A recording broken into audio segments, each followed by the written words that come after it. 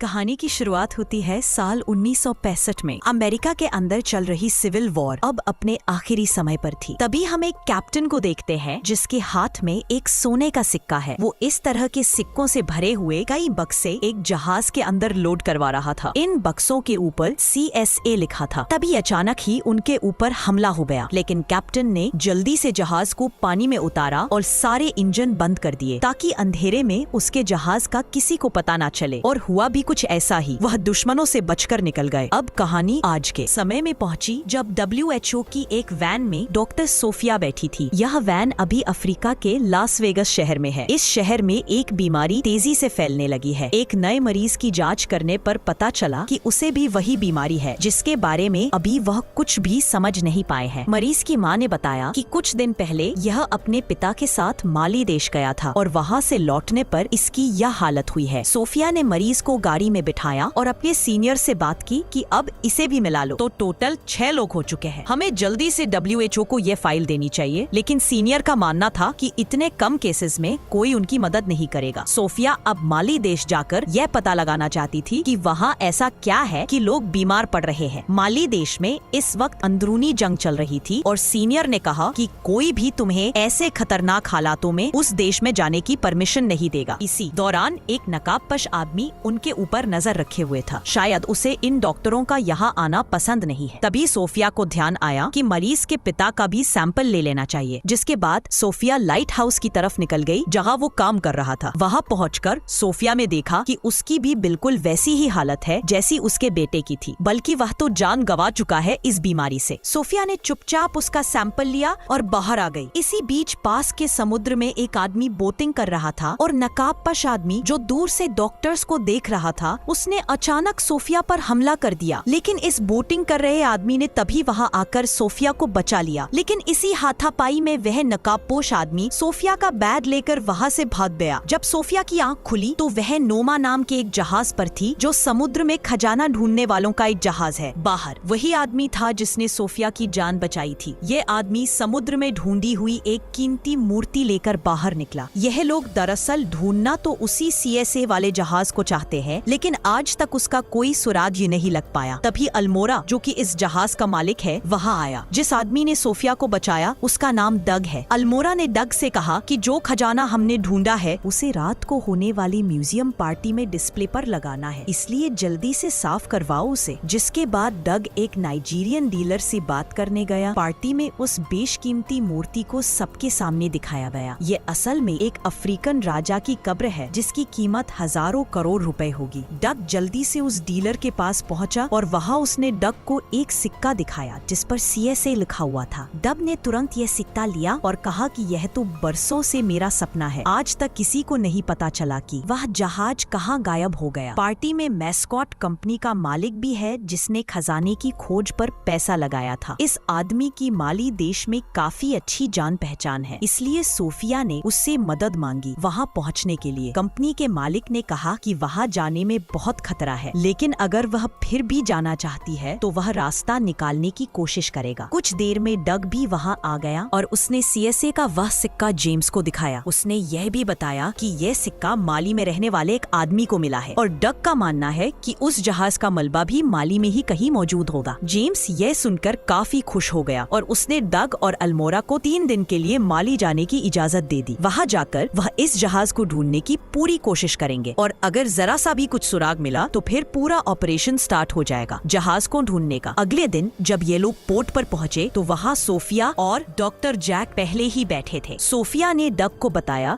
कि जेम्स ने कहा है कि मैं और डॉक्टर जैक भी तुम्हारे साथ जा सकते हैं माली। और फिर ये 5 लोग माली की तरफ निकल गए। रात को खाना खाते हुए डग ने सोफिया को उस सिक्के के बारे में बताया और यह भी कि इस जहाज को ढूंढना डग का बचपन का सपना है। माली पहुँचते ही सोफिया और जैक अपने रास्ते निकल गए और डग और बाकी लोग उस आदमी के घर पहुँचे जिसे सिक्का मिला था। उसके घर जाकर पता चला कि वह आदमी मर चुका है। उस जहाज तक पहुँचने का उसका रास्ता फिर से बंद हो गया था। तभी डग को वहाँ एक मस्जिद दिखाई दी। यह तीनों वहाँ जाकर एक आदमी से मिले। अक्सर ऐसी धार्मिक जगहों पर पुराने रिकॉर्ड्स दर्ज रहते रहे। डग के पूछने पर वहाँ एक आदमी ने पुराने रिकॉर्ड्स में देखा, तब पता चला कि सालों पहले वहाँ के पोर्ट में एक जहाज आया था, लेकिन उस जहाज में कोई भी जिंदा नहीं बचा था। पानी का बहाव इतना तेज था कि वह जहाज बहकर आगे की तरफ चला गया। यह जानकारी डग के काफी काम आने वाली थी। वो तुरंत जाकर जेम्स से मिला और उसे सब कुछ बताया। बिना देर किए यह लोग जाव शहर, जो कि यहाँ से थोड़ा आगे है, उसकी ओर बढ़ने लगे। रास्ते में इन लोगों को अपनी बोट के एक हिस्से में कुछ मिला। थोड़ी जांच करने पर पता चला कि एक खास तरह की मिट्टी है जो कि जंग भी हो सकता है, लेकिन डग ने कहा कि बहते पानी में इस तरह की मिट्टी का मिलना आम बात नहीं है। यह एक सोचने वाली चीज थी। तभी अचानक एक मिलिट्री बोट उनकी तरफ आने लगी। यह ऑफिसर बार बार एक ही बात पूछ रहे थे कि वो डॉक्टर अभी कहाँ है जो तुम्हारे साथ यहाँ पर आए हैं। यहाँ के राजा को पता चल चुका था कि उसके देश में 2 फिरंगी डॉक्टर आए हैं ताकि वह उस बीमारी की तह तक जा सके जो वहाँ आसपास फैली हुई है। राजा ने ऑर्डर्स दिए थे कि उन्हें जल्द से जल्द रोका जाए, वरना बहुत बड़ी परेशानी हो सकती है। डग समझ गया कि कुछ तो गड़बड़ जरूर है, वरना इन्हें डॉक्टर से क्या दिक्कत। डग ने जवाब दिया कि सर, हमको ज्यादा इंग्लिश नहीं आती है, तो बोट साइड में लगा के बात करते हैं। डग ने उनकी ओर एक रस्सी फेंकी जो उन्होंने अपनी बोट पर बांध ली, जिसके बाद डग ने अपने दोस्तों को इशारा किया कि फुल स्पीड में दौड़ाओ, और एक ही झटके में ऑफिसर्स की बोट पलट गई। डग में जल्दी से वह रस्सी भी काट दी और फिर वह लोग वहाँ से भाग गए। लेकिन मुश्किल अभी खत्म नहीं हुई थी। कुछ ही दूरी पर 2 और बोट्स उनका इंतजार कर रही थी और वह उन्हें देखते ही गोलियां चलाने लगे। डग समझ गया कि अब तो हमें बोट से कूदना होगा, वरना जान बचने वाली है नहीं। कूदने से पहले उन्होंने फ्यूल टैंक में चीरा लगा दिया ताकि जबरदस्त धमाका हो। जब दूसरी बोट उनके करीब आई, तीनों पानी में कूद गए। ऑफिसर्स ने बोट पर गोलियां चलाई और लीकेज की वजह से एक जबरदस्त धमाका हुआ, जिसमें सारे के सारे पुलिस वाले मारे गए। जल्द ही ये तीनों नदी से निकलकर किनारे पर बने एक घर में पहुंचे। रूडी ने डग से पूछा कि अब तो हमारे पास बोट भी नहीं है, तो जहाज को ढूंढने का काम बंद कर देंगे क्या? डग ने कहा कि उसे बाद में ढूंढेंगे, पहले तो हमें उन डॉक्टरों की जान बचानी होगी। अगर इनके हत्थे चढ़ गए तो मार देंगे दोनों को। डग ने रूडी से कहा कि तुम जल्दी से बॉर्डर पार करके अल्मोड़ा के पास जाओ, और वह खुद जेम्स के साथ दोनों डॉक्टरों को ढूंढने निकल गया। वहाँ दोनों डॉक्टर्स एक गाँव में पहुँचे जहाँ एक भी आदमी नहीं दिख रहा था। उन्होंने बहुत ढूंढा, लेकिन हर तरफ सन्नाटा था। सोफिया को एक घर में लोगों की लाशें मिली और इन सभी लोगों की मौत भी उसी बीमारी से हुई थी। सुबह होते ही दोनों ने सारी लाशों को दफना दिया। उधर रूडी ने भी छुपकर बॉर्डर पार कर लिया। सोफिया को गांव में एक कुआं मिला और उसने सोचा कि शायद इसके अंदर कुछ मिले, तो उसने अंदर जाने की तैयारी शुरू की। नीचे पहुंचकर जब वह पानी का सैंपल लेने लगी, तभी जैक ने बताया कि ऊपर कुछ मिलिट्री वाले आए हैं, और फिर गोलियां चलने की आवाज आई और जैक को छोड़कर उन्होंने बाकी सबको मार दिया। कुएं के अंदर सोफिया डरी हुई छुपी रही। तभी वहाँ एक हेलीकॉप्टर लैंड हुआ जिसमें माली देश का राजा काजिम वहाँ आया। काजिम ने जैक से पूछा कि लेडी डॉक्टर कहाँ पर है। चॉपर की आवाज सुनकर डग और जेम्स को भी पता चल गया कि डॉक्टर आसपास ही होंगे, लेकिन काजिम बहुत गुस्से में था। उसने जैक को गोली मार दी और अपने आदमियों को ऑर्डर दिया कि सोफिया को जल्द से जल्द ढूंढा जाए। डग और जेम्स पास ही में छुपकर यह सब कुछ देख रहे थे। काजिम के आदमी आसपास सबको मारने लगे। एक बार तो डग की जान भी खतरे में आ गई, लेकिन पीछे से सोफिया ने आकर काजिम के आदमी को मार दिया। अपने सीनियर डॉक्टर जैक की मौत से सोफिया को बहुत गहरा सदमा पहुंचा, लेकिन डग ने कहा कि जल्द से जल्द यहाँ से निकलना होगा, क्योंकि यह जगह बिल्कुल भी सुरक्षित नहीं है। अब वह तीनों काजिम के मिलिट्री एरिया से निकलकर एक दूसरी जगह पहुंच गए, लेकिन यह लोग जहाँ पहुँचे हैं ये और भी ज्यादा खतरनाक है। तभी वहाँ कुछ घुड़सवार आए और इन तीनों को बंदी बना लिया और अपने राजा गॉर्डो के पास ले गए। गॉर्डो ने उनसे पूछा कि यहाँ तुम क्या करने आए हो। सोफिया ने बताया कि मैं एक डॉक्टर हूँ और एक बीमारी फैली हुई है आपके इलाके में, उसकी खोज कर रही हूँ। बीमारी का नाम सुनकर उसे एक कमरे में ले जाया गया जहाँ न जाने कितने लोग उसी बीमारी से मर चुके हैं। सोफिया ने जांच करके कंफर्म किया कि हाँ, इन सब की मौत भी उसी बीमारी से हुई है। उसी का पता लगाने आई हूँ मैं यहाँ पे। थोड़ा सोचने के बाद गॉडगो ने उन सबको अपने शहर में रहने की इजाजत दे दी। इसके बाद सोफिया ने वहाँ के पानी की जाँच की तो पता चला कि उस जगह का पानी जहरीला हो चुका है और ये नेचुरल तरीके से नहीं हो सकता। इस पानी में जरूर जानबूझकर कुछ मिलाया गया है। यही बात उन्होंने राजा को बताई और कहा कि पानी में ये जहर कहाँ से आ रहा है, इस बात का पता लगाना ही होगा। राजा ने भी हामी भरते हुए कहा कि जल्द से जल्द पता लगाओ, तुम्हारी जितनी मदद मुझसे हो पाएगी मैं करूँगा। इसके बाद जेम्स वहाँ के बच्चों के साथ फुटबॉल खेल रहा था। जब बॉल थोड़ा आगे चली गई तो वहाँ उसका पीछा करते हुए एक अनोखी जगह पर पहुँचा। इस जगह पर तो अलग सी पेंटिंग्स बनी हुई थी और ताज्जुब की बात यह है कि इन पेंटिंग्स में उस जहाज का जिक्र है जिसे वह ढूंढते हुए यहाँ पर आए हैं। पता चला कि वह यहीं पर किसी सूखे रेगिस्तान में दबा हुआ है। डग ने बताया कि आज से 200 साल पहले इस जगह पर एक नदी थी, लेकिन आज वह नदी सूख चुकी है। अब वो तीनों ही नदी को ढूंढने की तैयारी में लग